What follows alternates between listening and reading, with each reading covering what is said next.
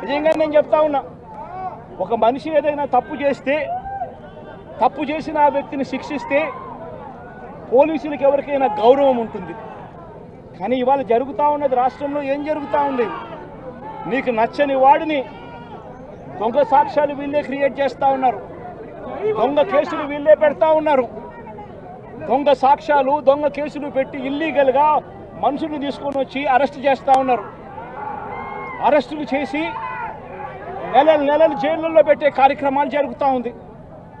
నిజంగా డెమోక్రసీ అన్నది ఏ స్థాయిలోకి దిగజారిపోయిందో చెప్పడానికి అందుకే వంశీ కేసు ఒక ఉదాహరణ అని చెప్తా ఉన్నా. ప్రజాస్వామ్యం నిజంగా ఏ స్థాయికి దిగజారిపోయింది అని అంటే, నిన్న కూడా చూసాం పిడుగురాళ్ళల్లో మున్సిపాలిటీకి సంబంధించి అక్కడ జరిగిన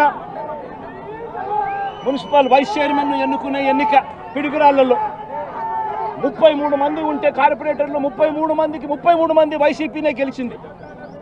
మరి తెలుగుదేశం పార్టీ కార్పొరేటర్ కనీసం ఒక్కడు కూడా లేకపోతే తెలుగుదేశం పార్టీ ఏకంగా పిడుగురాళ్ళ వైస్ ప్రెసిడెన్సీ సీటు ఒక్క సభ్యుడు కూడా లేని ఆ సీటును వీళ్ళు సిగ్గు లేకుండా మేమే గెలుచుకున్నాము అని చెప్పుకుంటా ఉన్నారు అని అంటే, నిజంగా పోలీసులు అనేవాళ్ళు చంద్రబాబు నాయుడు గారి హయాంలో ఏ స్థాయికి దిగజారిపోయి